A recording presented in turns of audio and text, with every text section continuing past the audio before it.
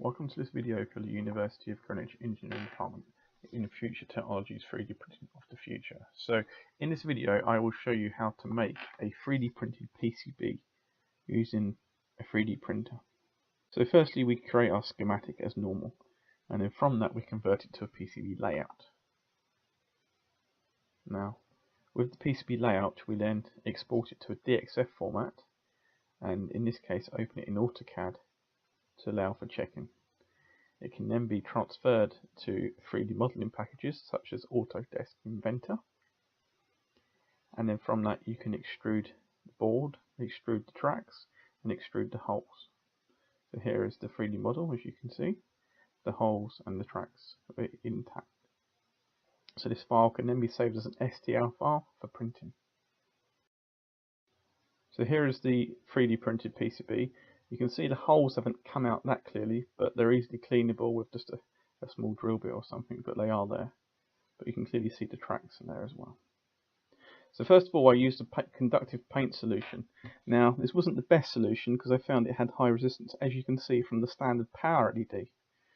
Also it wasn't that friendly to work with, as you can see, because it's quite messy and it isn't actually that good for the job I found in my application. So instead I found that if I pushed copper wire into the track grooves instead and soldered the components directly, then I had near enough zero resistance and far better security for the components. So here's the underside, and you can see the copper wire with the solder points.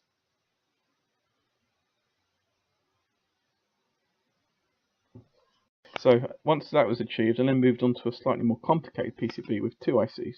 So this IC controls a set of motors. So there's the sensors, that's the left motor, that's the right motor. So this board is based upon an Arduino platform. Again, here's the underneath of the copper wires. So I then moved on to a 3D printable, 3D shaped PCB with the tracks around the inside. So here is the shape, as you can see with the 3D modeling software, and you can see carefully inside is all of the tracks created ready. So this was created simply by drawing the tracks onto the internal sides of the shape and then extruding them. Again, the holes are also included.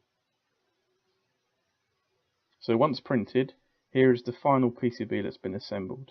Whilst the circuit may not be that complex, it has demonstrated the principle that 3D printing of a PCB is possible. So here is the underside, and you can see again copper wire and all the solder joints that hold it together in the track bases. The 3-pin header you see is just for programming to allow the PIC chip to have a different program loaded to it. Thank you for watching my video. In future I intend to use conductive filaments, although currently they have a high resistance.